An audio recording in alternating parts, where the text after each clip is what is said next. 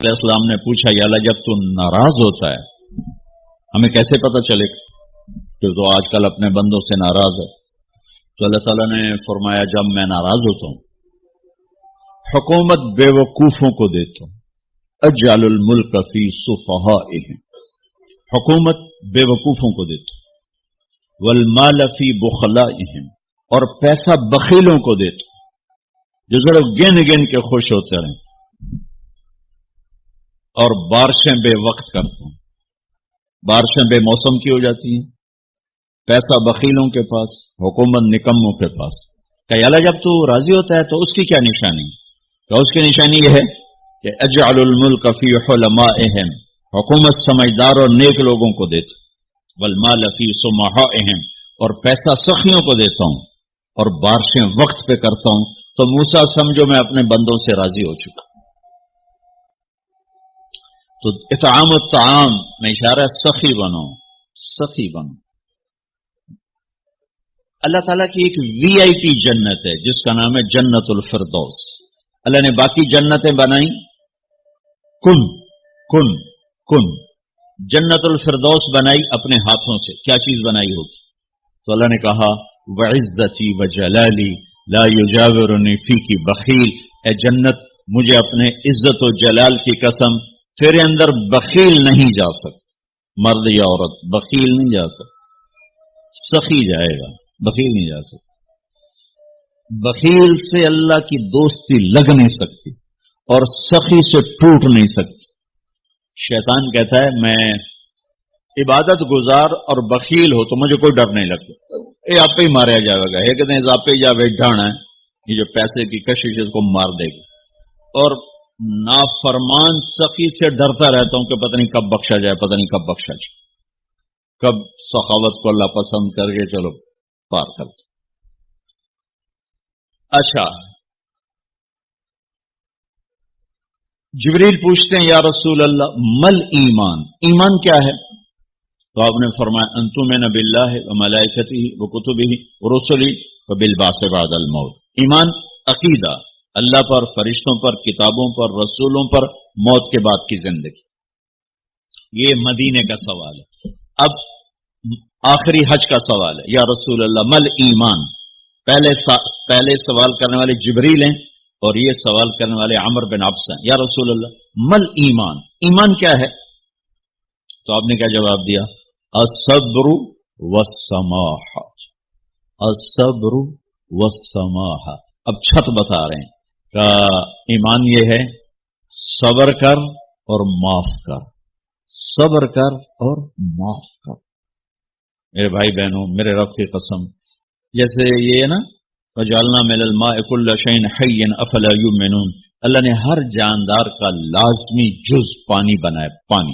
پانی نکال دو تو آدمی مر جاتا، ڈی ہائیڈریشن سے موت واقع ہو جاتی۔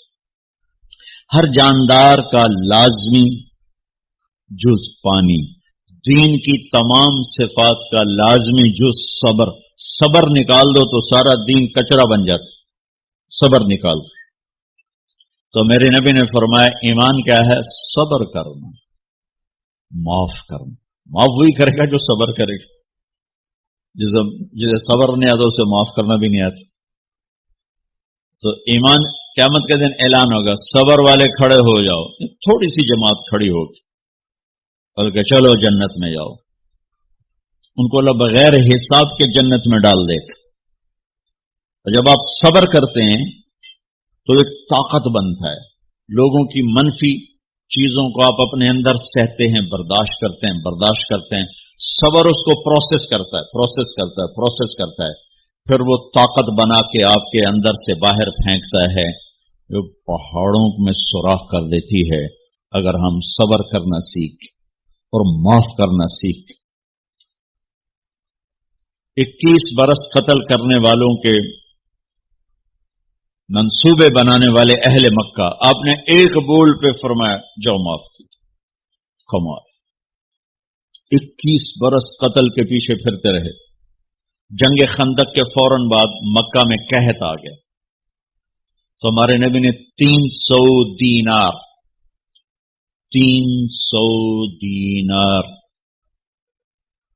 تو 10-15 لاکھ روپیہ بنتا ہے. آپ نے مکے میں ابو سفیان کو بھجوایا جو جنگ خندق کا سالار بن کے آیا. آپ نے کہا مکے والوں میں کہتا ہے ان کو کھانے کھلاؤ میری طرف سے.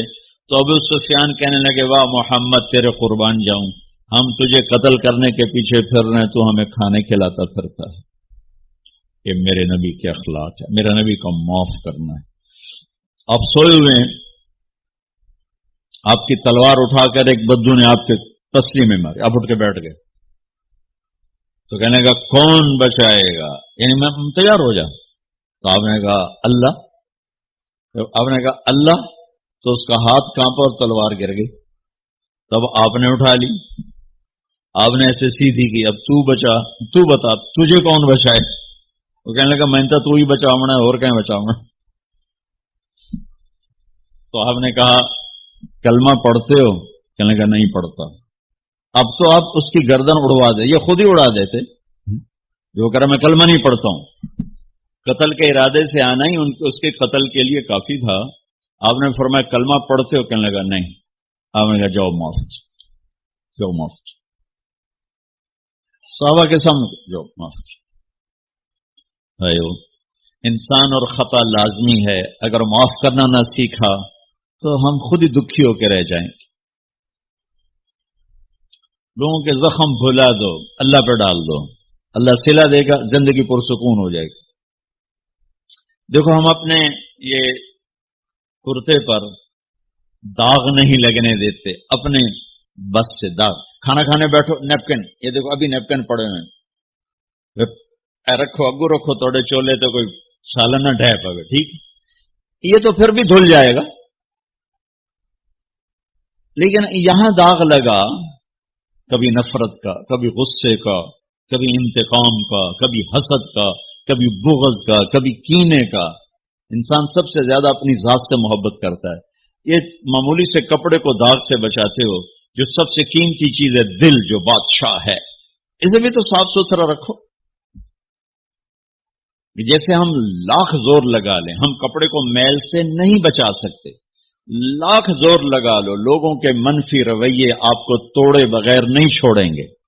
لہذا کیا کرو؟ نبی والا معاف کرو، معاف کرو، دل کو صاف کرو، دل کو صاف کرو، دل کو صاف کرو، صبر کرو، معاف کرو. میرے نبی نے فرمایا، میرے بیٹے انس ایک بہت بڑی سنت بتاؤں، بہت بڑی سنت. داڑھی سنت ہے، پگڑی سنت ہے، سفید لباس سنت ہے. بہت بڑے کا لفظ مجھے یہی یاد ہے، ہو سکتا ہے کہیں اور بھی ہو. میرے بیٹے انس ایک بہت بڑی سنت، اگر تو یہ سنت پہ عمل کر گیا تو جنت میں میرا ساتھی ہو جائے گا. جو بھی کر لے، جو بھی، وہ جنت میں میرا ساتھی ہو جائے گا. ذالک من سنتی ومن احب سنتی فقد احبنی ومن احبنی کان معی فی الجنہ. میرا جنت کا ساتھی جو اس سنت پہ عمل کر گیا. کیا ہے یا رسول اللہ؟ یا بنی ان قدرت، اگر تو کر سکے. اشارہ ہے کم تنو اوکھا دسن لگا سوکھا نہیں ہے. ان قدرت، اگر تو کر سکے. ان استطعت، دو لفظات کہ بیٹے کام اوکھا ہے لیکن دیکھو تمہیں ملے گا کیا؟ جنت نہیں، جنت میں نبی کا پڑوس ملے گا. ایڈا وڈا کام تیرا دیکھو نا، 4-5 لاکھ نالتا اتنے ہوں ایک گز نہیں لگتا تو کوئی بندہ بوجھ پا کے آ جائے ₹1,00,000 کا 2,000 گز کا بنگلہ لے دو تو اکثر پاگل خانے گلو ہے. جنت کا مل جانا بھی بہت بڑی بات ہے، پر جنت میں نبی کا ساتھ ملنا کوئی سوکھا کم تو نہیں ہوئے گا، ہے کری تو پسینہ آئے گا. آپ نے فرمایا بیٹھے ان قدرتا، زور لگے گا. ان تصبح وتمسی، ساری زندگی کرنا پڑے گا، ساری زندگی کرنا پڑے گا. داڑھی تو ایک دفعہ رکھ لی ہے، تھوڑی صفائی ستھرائی ہے، لیکن یہ روزانہ کرنا پڑے گا، صبح شام کرنا پڑے گا، ساری زندگی کرنا پڑے گا. اور تو اس میں تھکے گا. کیا ہے؟ وَلَيْسَ فِي قَلْبِكَ غِشٌّ لِأَحَدٍ فَافْعَلْ، صبح و شام اس دل میں کسی کی نفرت نہ آنے دینا، کسی کے لیے بغض نہ آنے دینا، کسی کا کھوٹ نہ آنے دینا، کسی سے کینہ، غش، سارے الفاظ کو اپنے اندر سمیٹے ہوئے. اور میرے نبی کی عجیب بات، لے احد، لے احد، لے احد، کسی بھی انسان، مسلمان نہیں کہا، مومن نہیں کہا، نیک آدمی، نیک عورت نہیں، کسی بھی انسان، لے احدن. آج لے احد 7 ارب انسانوں پہ بولا جا رہا ہے. میرے نبی فرما رہے ہیں میرے بیٹے، دنیا کے تمام انسانوں سے دل صاف رکھنا. کیا ہوگا؟ چاہیے تو جنت میں میرا ساتھی بن جائے. تو بھائیو بہنوں، ایمان کو مکمل کرنا ہے تو صبر کرنا سیکھو، معاف کرنا سیکھو، چپ رہنا سیکھو. ساز خاموش ہیں، فریاد سے معمور ہیں. جواب دینا تو کیا مسئلہ ہے، عقل چپ رہنے پہ لگتی. کوئی ابھر جائے، بیٹا ابھر جائے، بیوی ابھر جائے، خامد ابھر جائے، چپ ہو جاؤ، گزار دو اس. اللہ نے کسی بادشاہ سے کلام نہیں کیا، کسی شہنشاہ سے کلام نہیں کیا، کسی صدر وزیر سے کلام نہیں کیا، کسی میاں ادریس جیسے بڑے تاجر سے کلام نہیں کیا. اللہ نے کلام بھی کیا تو نبیوں کے ساتھ کیا ہے. موسیٰ علیہ السلام بکری چرانے والے، ظاہر دیکھو تو وطن چھوڑ کے بھاگے ہوئے، ظاہر دیکھو تو اپنی جان بچا کے بھاگے ہوئے، ظاہر دیکھو تو ایک جگہ نوکری کی ہے 10 سال اور بکریاں چرائی ہیں، اور ظاہر دیکھو تو ایک چرواہے ہیں، اور اندر دیکھو تو شہنشاہ اعظم مالک کائنات کون و مکان ان سے ہم کلام ہونے کی ان کو عزت عطا فرما رہا ہے. فلما اتاہا، راستہ ویران ہے، مصر کو واپسی ہے،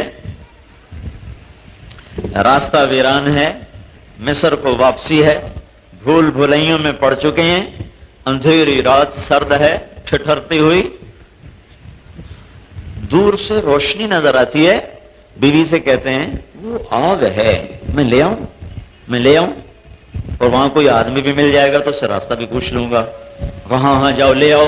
فلما اتاہا، اب وہ آئے ہیں، آگے ایک منظر عجیب و غریب ہے، ایک درخت ہے اس میں سے آگ نکل رہی ہے. پہلی نظر میں موسیٰ علیہ السلام نے غور نہیں کیا، کھڑے ہو گئے، چلو ہونے کوئی آگ چنگارا کوئی انگارا گرے گا میں اٹھا کے واپس جاؤں گا، لہذا پہلے بے دھیانی میں کھڑے رہے. پھر جب غور کیا تو کیا دیکھا کہ درخت سبز لش گرین اور آگ نکل رہی ہے، اور آگ میں دھواں نہیں، آگ میں تپش نہیں، آگ میں سرخی نہیں، نورانی سفید آگ ہے، اور اس میں کوئی چنگاری نہیں اور کوئی اس میں جلنے والی صفت نہیں ہے. تو پھر گھبرا گئے کہ یہ کیسی آگ ہے، یہ کیسی آگ ہے. اب اسی گھبراہٹ میں تھے کہ اچانک آواز ہے، یا موسیٰ انی انا ربک، اے موسیٰ میں تیرا رب تجھ سے بات کر رہا.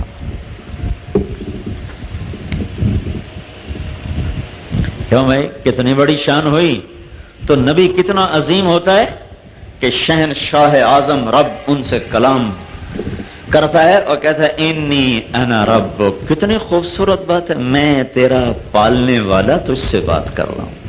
محبت کا اظہار کیا ہے، میں تیرا پالن ہار. فخلع نعلیک انک بالواد المقدس طوی وانا اخترتک فاستمع لما یوحی. پھر اب اپنا ہیبت والا نام لائے، اننی انا اللہ لا الہ الا انا.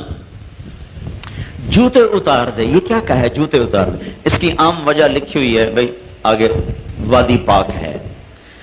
اس کی اصل وجہ ہے جس سے محبت ہوتی ہے نا، اس کو آپ کہتے ہیں یار آؤ بیٹھو تو صحیح یار، کھڑے کھڑے کیا بات ہوتی، ادھر بیٹھو نا.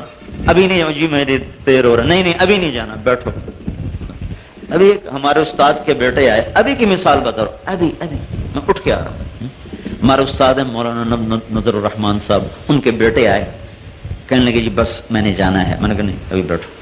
پھر کہنے لگے میں نے جانا نہیں، بیٹھو. اس نے 4 دفعہ کہا جان میں نہیں، بیٹھو بیٹھو بیٹھو. 5ویں دفعہ میں نے کہا اچھا چلے جاؤ بھائی، تم نے راول پنڈی پہنچنا ہے. جس سے تعلق ہوتا ہے آدمی اس سے کھڑے کھڑے بات نہیں کرتا، بہت صحیح یار، کوئی بہت صحیح، جتی تلا تو کھلوتا کھلوتا کل ہویا جانا ہے، یہ میرا رب کرا موسا جتی تلا بہتے گل کریے تینوں کہڑی کال پئی ہوئی ہے پچھوں دی فخلا نعلیک، وہ گل کرنی ہے تیرے نال پیار محبت دی، تو جتی نہیں لا رہے ہیں، بہت آرام نال گل کرنی تیرے نال، سمجھے ہو؟ فخلا نعلیک، یہ اللہ نے بادشاہوں سے انہوں نے ویسے ہی چلو چلو۔ دنیا کے اکثر بادشاہ قیامت کے دن کے فقیر ہوں گے اور دنیا کے اکثر فقیر قیامت کے دن کے بادشاہ ہوں گے۔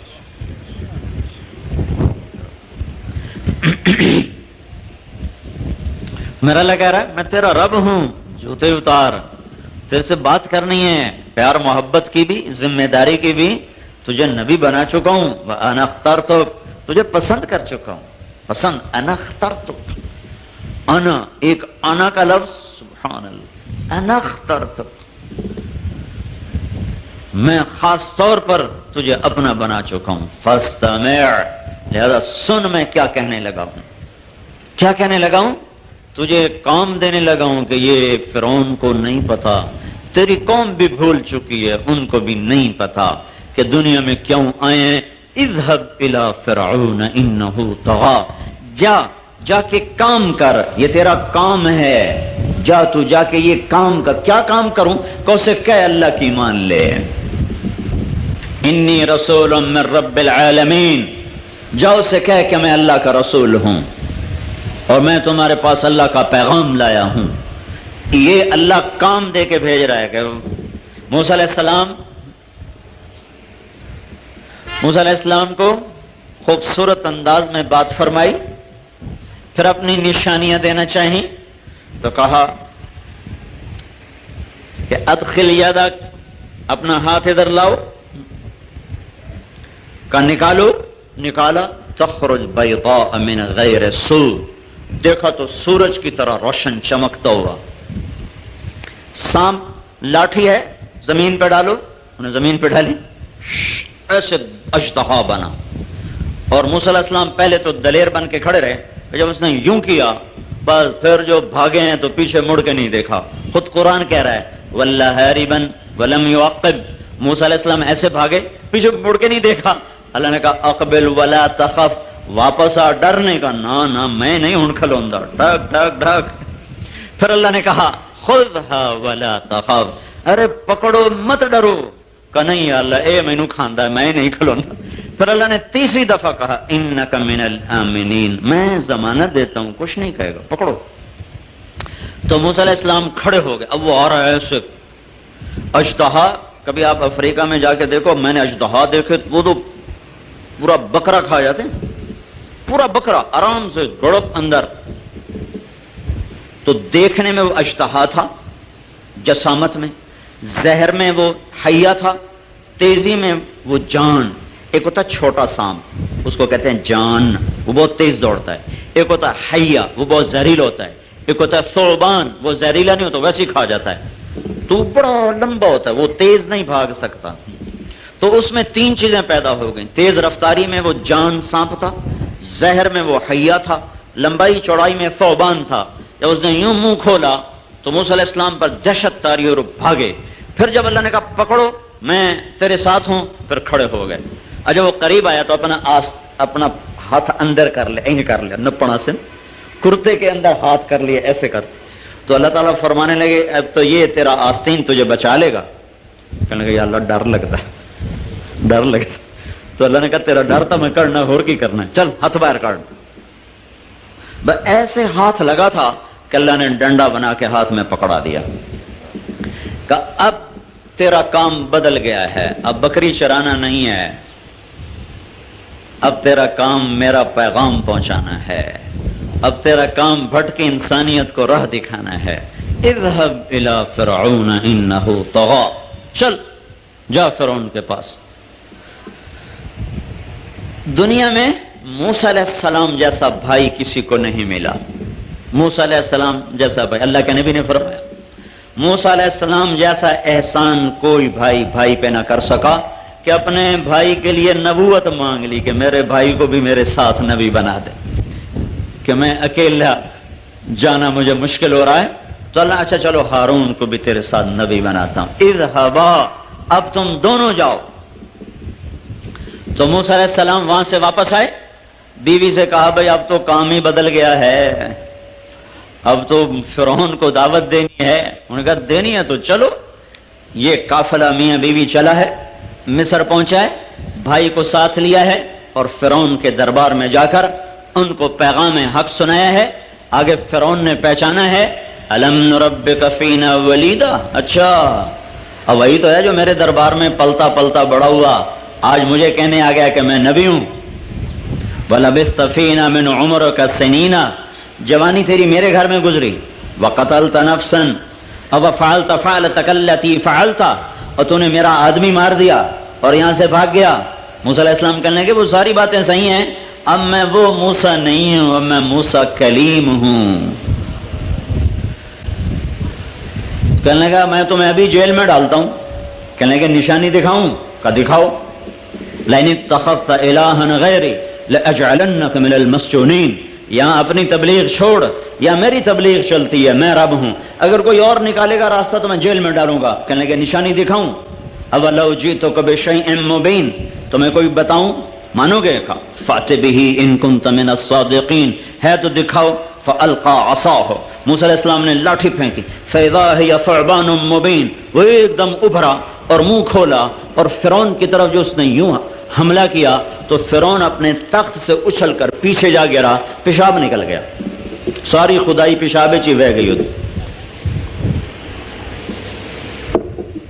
اب کیا ہوا ہے؟ اب کام بدل گیا ہے، اب یہ موسیٰ وہ نہیں ہے جو رعیت تھا، اب یہ موسیٰ اللہ کا نبی بن کر آیا ہے۔ اگلا سوال ہے، بنی اسرائیل کی ہسٹری میں تابوت سکینہ کو بڑی اہمیت حاصل ہے، یہاں تک کہ آج بھی اس کی تلاش میں اسرائیل والے کھدائی کرواتے رہتے ہیں، جس کے بعد مسجد اقصیٰ کی بنیادیں بھی کمزور پڑ چکی ہیں۔ آخر اس تابوت میں کیا خاص چیز ہے جس کی تلاش ہے؟ اس تابوت کے ساتھ اسی طرح کی عقیدت وابستہ ہے جیوز کی، جس طرح کی ہماری عقیدت نبی صلی اللہ علیہ وآلہ وسلم کے تبرکات کے ساتھ ہے۔ تابوت سکینہ میں سیدنا موسیٰ علی نبینا و علیہ الصلاۃ والسلام اور سیدنا ہارون علی نبینا و علیہ الصلاۃ والسلام کے تبرکات موجود ہیں، یعنی عصا موسوی، یہ جو وہ کلیم کرتے ہیں۔ اسی طریقے سے ان کا جبہ مبارک، تورات کی تختیاں جو اللہ تعالیٰ نے دی تھیں کوہ طور پہ ان کو، وہ یہ کلیم کرتے ہیں، یہ ساری چیزیں تابوت سکینہ میں موجود ہیں۔ سکینہ یعنی دل کو سکون دینے والی تابوت، ایک ایسا بکسا بڑا سا جس میں ان کے دل کے سکون والی چیزیں موجود ہیں۔ ہمارے لیے یہ امپورٹنٹ اس لیے بھی ہو جاتا ہے کہ قرآن حکیم میں تابوت سکینہ کا ذکر آیا ہے، تو ظاہر ہے کہ اگر بنی اسرائیل کی ہسٹری کی کسی بات کو قرآن بیان کر رہا ہے اور اس کو منوان اسی امپورٹنس کے ساتھ بیان کر رہا ہے، تو پھر وہ پھینکنے والی بات تو نہیں ہے۔ تابوت سکینہ کا ڈیٹیل ذکر جو ہے وہ آپ کو سورۃ البقرہ کے اندر پارہ نمبر 2 کے بالکل اینڈ میں ملے گا۔ بنی اسرائیل کی ہسٹری کے پوائنٹ آف ویو سے میں آیات آپ کو بتا دیتا ہوں۔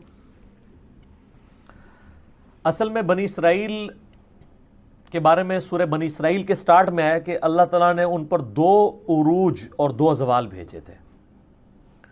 ان کا جو پہلا عروج ہے نا، وہ حضرت طالوت علیہ السلام کے ذریعہ ہے، اور اس کے بعد حضرت داؤد علیہ السلام منظر عام پہ آئے، اور پھر ان کے بیٹے سلیمان علیہ السلام۔ ان کی جو پہلی خلافت راشدہ ہے وہ ان 3 بندوں پر مشتمل ہے، حضرت طالوت کے 16 سال، حضرت داؤد کے 40 سال، اور سلیمان علیہ السلام کے بھی 40 سال۔ آلموسٹ آپ سمجھ لیں 100 سال ان کی خلافت راشدہ رہی ہے۔ ان کا وہ پہلا عروج تھا۔ اس میں میرا مسئلہ نمبر 127A ڈیٹیل سے ریکارڈڈ موجود ہے۔ اس کا آغاز کہاں سے ہوا کہ جو وقت کے پیغمبر تھے سموئیل، ان کا نام قرآن میں نہیں ہے لیکن تورات میں ہمیں ملتا ہے، ان کو بنی اسرائیل نے کہا کہ ہم کافروں کے ہاتھوں پٹ رہے ہیں، آپ ہمارے لیے کوئی ایسا سپہ سالار مقرر کریں کہ اس کے نیچے ہم جہاد کریں اور ہم کافروں سے یروشلم اور شام کی حکومت واپس چھینیں، ہمارے آباء و اجداد کا وہ مسکن ہے۔ یہ پورے کا پورا واقعہ سورۃ البقرہ میں پارہ نمبر 2 کے بالکل آخری 2 صفحے پڑھیں نا، پارہ نمبر 2 کے آخری 2 صفحے، جہاں سے تیسرا پارہ شروع ہوتا ہے اس سے پہلے والے، وہ سٹارٹ اس سے ہوتا ہے۔ اب میں وہ ساری آیات پڑھ کے اگر بیان کروں گا تو آدھا پونا گھنٹہ لگ جائے گا. اصل میں جو چیز ہے وہ تابوت سکینہ والی ہے, وہ میں آپ کو بتا دوں گا. تو پھر حضرت سموئیل علیہ السلام نے ان کے لیے جو ہے وہ طالوت کو مقرر کیا ان کا سپہ سالار. حالانکہ انہوں نے پہلے کہا تھا کہ جب میں سپہ سالار مقرر کروں پھر آپ نے اختلاف نہیں کرنا. وہی ہوا, انہوں نے کہا کہ یہ ایک عام سا آدمی ہے, غریب آدمی ہے, اس کا اونچا سٹیٹس نہیں ہے. تو انہوں نے کہا کہ اللہ تعالیٰ نے اسے علم اور جسم میں طاقتور بھی تھا اور علم بھی تھا, تم پہ فوقیت دی ہے. اللہ تعالیٰ نے یہ تو نہیں دیکھنا بھی کون اونچی نسل کا ہے, اللہ کے لیے تو سارے برابر ہیں. تو اس وقت پھر اللہ تعالیٰ نے وحی کے ذریعے حضرت سموئیل علیہ السلام کو ایک چیز بتائی تھی جس کی وجہ سے بنی اسرائیل کو صبر آ سکتا تھا, اور وہ یہ ہے جب انہوں نے اختلاف کیا انہوں نے علمی دلائل تو رکھے, لیکن یہ کہاں سے یہ لوگ ماننے والے بنی اسرائیل. تو وہ اللہ تعالیٰ نے سورۃ البقرہ کی آیت نمبر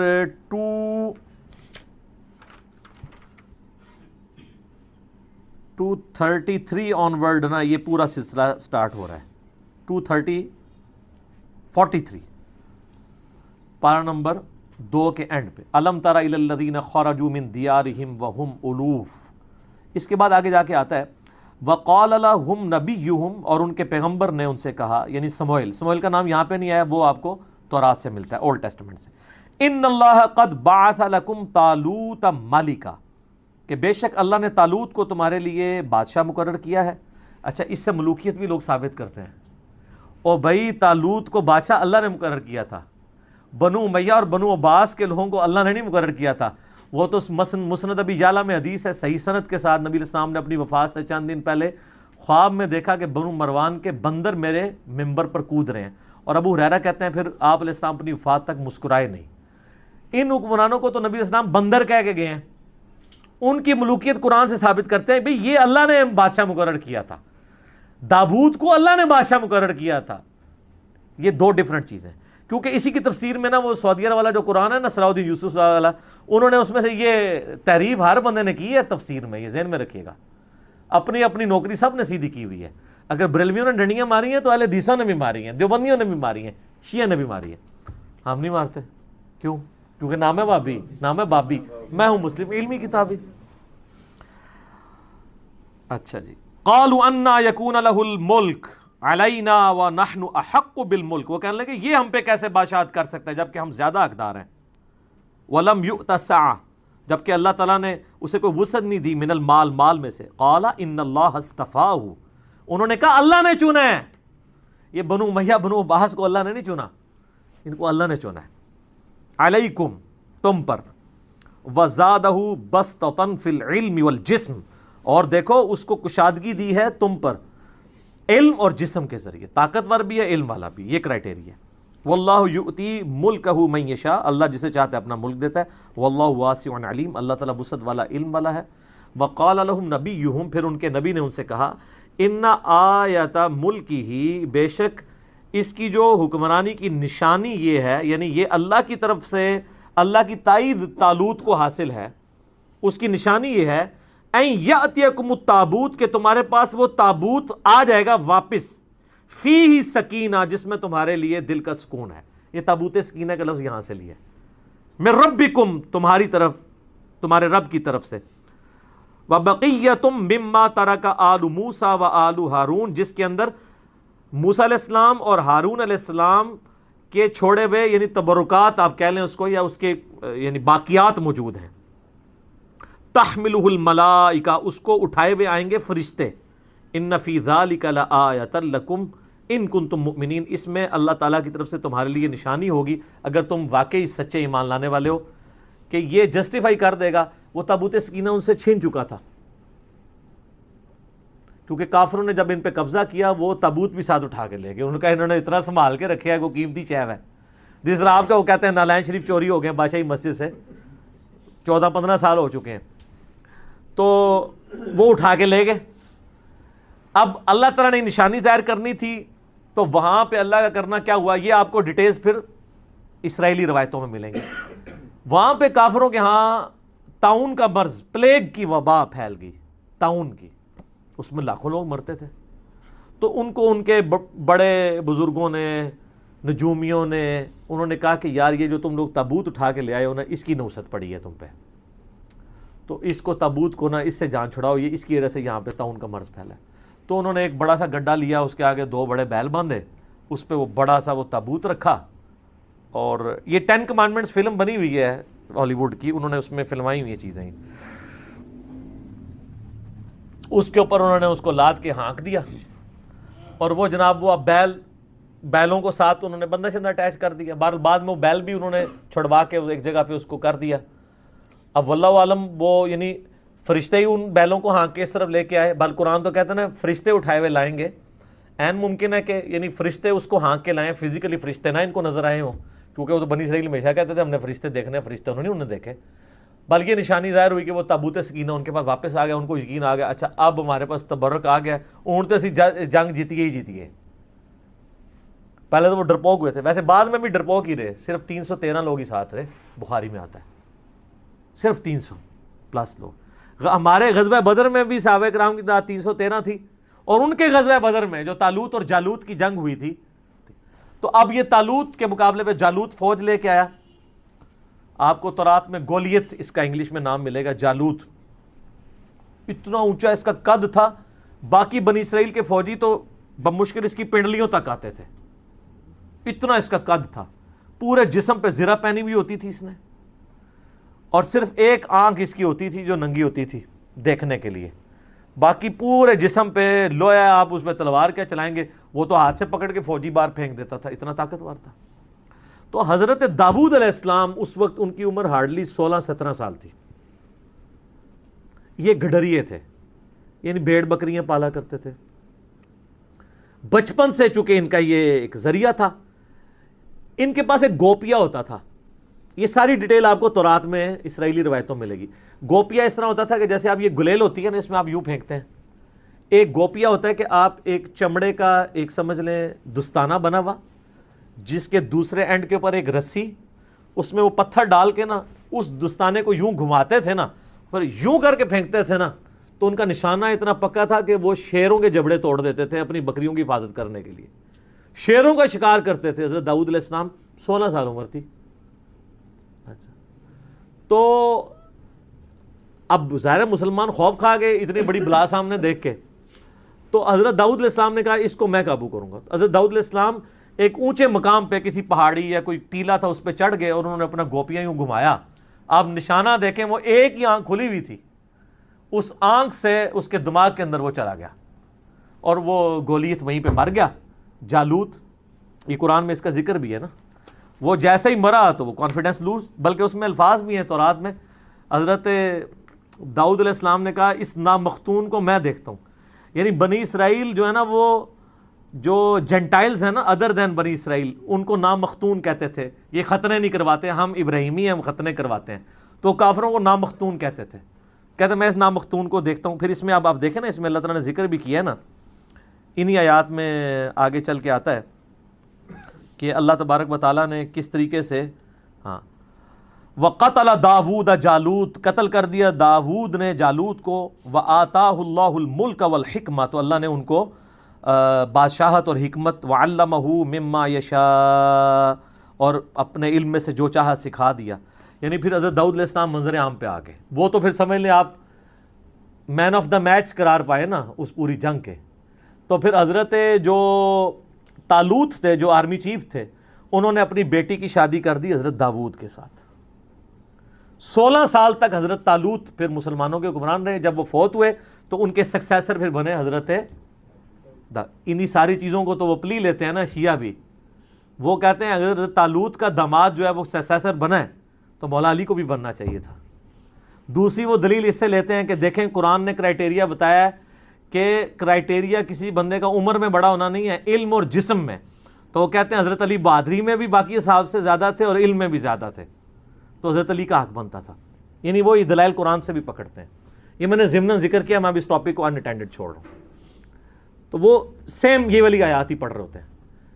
تو حضرت طالوت کے داماد حضرت داؤد علیہ السلام، پھر وہ 40 سال مسلمانوں کے حکمران رہے، پھر ان کا بیٹا آگے سے حضرت سلیمان ابن داود، وہ 40 سال مسلمانوں کے حکمران رہے اس وقت، یعنی جو مسلمان تھے۔ تو اس میں یہ وہ تابوت سکینہ کا ذکر ہے. باقی ظاہر تبرکات سے ہمیشہ سے انسانوں کو عقیدت رہی ہے، اور یہ تبرکات کی عقیدت کو بری چیز نہیں ہے اگر وہ جینون ہو. یہ صحیح وسیلہ شخصی ہیں، یہ بات یاد رکھیے گا، یہ صحیح وسیلہ شخصی ہے. صحیح بخاری کے اندر حدیث ہے نا کہ ام سلمہ کے پاس کچھ اصحاب آئے تو انہوں نے ان کے پاس آبزرو کیا کہ محلے والے ان کے پاس برتن پانی کے بھیجتے ہیں. تو انہوں نے نبی علیہ السلام کا ایک بال مبارک ایک ڈبیا سے نکالا اور اس ڈبیا کو کہ وہ اس بال مبارک کو اس پانی کے لیے جو برتن تھے اس میں گھول کے تو وہ محلے والوں کو واپس کرتے تھے. تو وہ صحابی نے جب پوچھا تو ام سلمہ ہماری ماں نے ام المومنین نے کہا کہ نبی علیہ السلام کا یہ بال مبارک ہے میرے پاس اور ہم اس کا دھون مریضوں کو شفا کے لیے پلاتے ہیں. ان کوئی مریض ہوتا ہے میں اس کو گھول کے دیتی ہوں شفا ہو جاتی ہے. یہ صحیح بخاری میں سر، یہ کوئی کہانی شریف نہیں ہے، بخاری شریف ہے. لیکن واقعی جینون اگر بال مبارک. صحیح مسلم میں ہے کہ اسما بنت ابی بکر نے نبی علیہ السلام کا ایک کالا کسروانی طیالسی جبہ نکالا. کسروانی طیالسی کہتے کالے جبے کو تھے جو پرشین امپائر کا، فارس کا، جس طرح سندھی اجرک کو ریڈ کہنے کی ضرورت نہیں، وہ ریڈ ہی ہوتی ہے. اور کہا کہ یہ نبی اسلام پہنتے تھے اور ہم اس کا دھون مریضوں کو شفا کے لیے پلاتے ہیں. یہ مسلم شریف میں حدیث ہے. اس میں اسما بنت ابی بکر کہتی ہیں کہ نبی اسلام پہنتے تھے، پھر حضرت عائشہ کے پاس رہا اور جب میری بہن عائشہ مرنے لگی تو میں نے وفات کے ان سے یہ لے لیا تھا.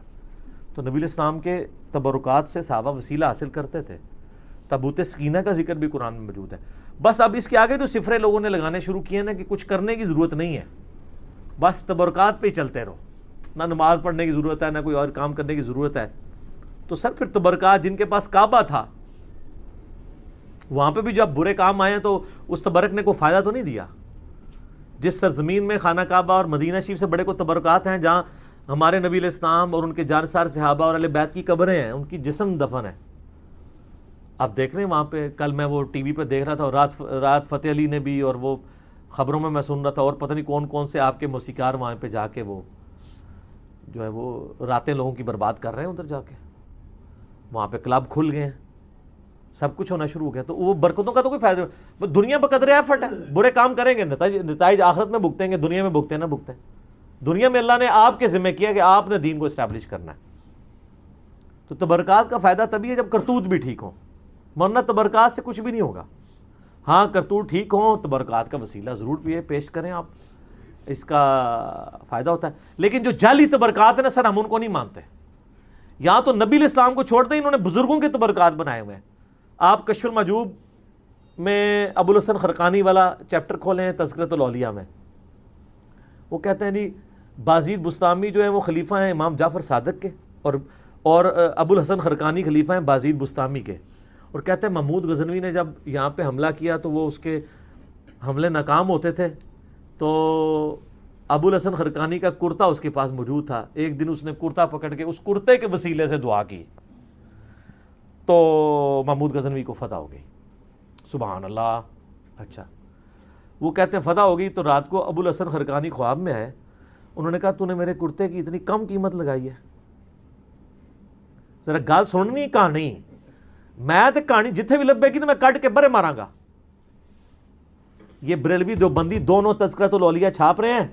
نقشبند سلسلے کے بابا جی ہیں ابو الحسن خرقانی، بازید کے خلیفہ.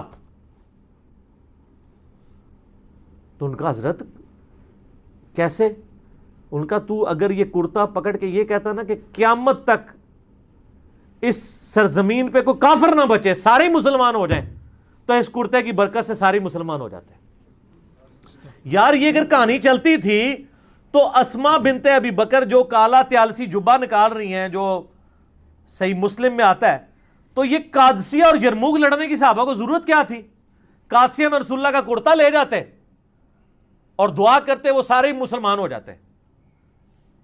اگر نبی کے کرتے سے نہیں ہو رہے تو آپ کے بنائے ہوئے جو آپ نے خود نام دے دیے ان بزرگوں کو، ان کے ناموں کے ساتھ تبدیلیاں آ جانی ہیں. وہ جی وہ بازید بستامی جو ہے نا وہ ہر وقت چہرے پہ نقاب رکھتے تھے، کیونکہ جس گلی سے گزر جائیں لوگ دیکھ کے کلمہ پڑھ لیتے تھے. ہاں اور سارا سی یہ کہانیاں خود سناندے رہے. ہاں اچھا اس کا مطلب وہ لوگوں کو مسلمان مرنا نہیں دیکھنا چاہتے تھے. اچھا میں پوچھتا ہوں اللہ کے نبی کو بچپن سے لے کے جوانی کی عمر تک ابو لہب نے ابو جہل نے دیکھا ہے, انہوں نے تو کلمہ کو نہیں پڑھا. جس بندے کی پرائمری رسپانسبلٹی تھی کلمہ پڑھانے کی, اس کو دیکھ کے تو کلمہ نہیں کسی نے پڑھا. دعوت کا کام ہے نا, دنیا بقدر ایفٹ ہے. وہ جی وہ ایک فلاں بزرگ, یہ تو کئی بزرگوں کے بارے میں, ایک ان پڑھ بندہ چلا گیا, انہوں نے کہا جی میرے پیچھے نماز پڑھنا, دائیں طرف سلام پھیرا, سارے حافظ ہو گئے, بائیں والے سارے ناظرہ ہو گئے. نبی علیہ السلام نے تو اصحاب صفہ 155 ان کی تیاری کرواتے تھے, آپ بھی کہتے میرے پیچھے نیت کرو, سجے پاسے سارے حافظ, کھبے پاسے سارے ناظرہ. مسند احمد میں آتا ہے غزوہ بدر کے قیدی چھوڑنے کا جو معاوضہ تھا وہ 10 مسلمانوں کو لکھنا پڑھنا سکھانا تھا. تو سجے پاسے سلام, کھبے پاسے سلام کیوں نہیں پھیرا؟ سب کہانی ہے. اور میں دعوے سے کہتا ہوں جن بزرگوں کے بارے میں دعویٰ کر رہے ہیں ان کو خود بھی نماز نہیں صحیح آتی. میں نے کئی لوگوں کی نماز سنی ہے, نماز تجوید کے ساتھ یہ لوگ نہیں جانتے ہیں. میں نے ایک پیر کی نماز سنی, 60 سال عمر, اس کے کئی مرید, السلام علیکہ ایھا النبی وہ پڑھ رہا تھا, بچپن میں یاد کی ہوئی چل رہا ہے. ابھی تو میں وہ عین ذال ضاد حا خا وہ اس کے فرق کی تو بات ہی نہیں کر رہا. وہ تو کسی پیر نو آندہ ہی نہیں, نہ وہ کسی مرید نو آندہ ہے. میرے پاس کئی لوگ ہیں ہمارے حضرت صاحب کے بیعت, میں نے کہا آپ کے حضرت صاحب مجھے نماز تجوید سے سکھا دینا, نماز تجوید سے سنا دیں جو خود پڑھتے ہیں, اور صبح شام کے نبی علیہ السلام کے اذکار اور فرض نماز کے بعد کے اذکار زبانی نہیں, دیکھ کے پڑھ کے بتا دیں. اٹکنا نہیں ہے. ترجمہ تو میں نے نہیں سننا, ترجمہ تو بالکل ہی نہیں آتا ہوگا. ویسے تو ترجمہ بھی سننا چاہیے کیونکہ ان کا تو دعویٰ ہے کہ ہم رسول اللہ تک پہنچے ہوئے ہیں, تو ان کو پتا ہوگا یہ کیا دعائیں مانگ رہے ہیں. یہ عربی نہیں صحیح پڑھ سکتے, پرونونس نہیں کر سکتے. میں ترجمے والی بات ہی نہیں کرتا, ترجمے والا مسئلہ کوئی اتنا بڑا نہیں ہے. اتنی عربی ایک مسلمان کو سیکھنی چاہیے پرونونس صحیح کر سکے. مطلب تو ظاہر علماء نے اتنی محنت کی ہے, آپ جتنی مرضی کر لیں. ایک بریلوی جتنا بڑا مرضی عالم ہو وہ یہ دعویٰ کر سکتا ہے کہ میں قرآن کا ترجمہ احمد بریلوی سے بہتر کر سکتا ہوں. بتائیں, تو پھر ٹھیک ہے احمد بریلوی نے ترجمہ کیا, آپ پڑھیں. مجھے کہتے ہیں لوگوں کو جو ہے عربی سیکھنے سے روکتا ہے, میں کب روکتا ہوں؟ میں کہتا ہوں عربی ضرور سیکھیں, لیکن الٹیمیٹلی جب آپ عربی سیکھ کے ترجمہ کریں گے بھی نا, آپ کے ترجمے کو کسی نے نہیں ماننا. تو آپ دوبارہ سے ویل انوینٹ نہ کریں, پہیہ ایجاد نہ کریں. پہیے بک رہے ہیں, آپ لیں. کوئی دو بندی بڑے سے بڑا مفتی آج کا جرت کرے گا کہ میرا ترجمہ اشرف علی تھانوی سے بہتر ہے, تو آپ اشرف علی تھانوی صاحب کا ترجمہ اردو والا لیں اور پڑھیں, اس پہ عمل کریں. ہم تو کہتے ہیں علماء سے ہی پوچھ کے چلیں. ہم کب کہتے ہیں اپنے ترجمے خود کریں؟ یہی پلیٹ فارم ہے جو واحد پلیٹ فارم ہے جو کہتا ہے بریلوی ہو تو حمزہ بریلوی کا ترجمہ پڑھ لو, دیوبندی ہو تو چلو اپنے اشرف تھانوی کا پڑھ لو, اہل حدیث ہو تو جناح گڑھی کا پڑھ لو, شیعہ ہو تو سید فرمان علی شاہ صاحب کا پڑھ لو, اور اگر سادہ سے مسلمان ہو مودودی صاحب کا پڑھ لو, فتح محمد جلندری کا پڑھ لو.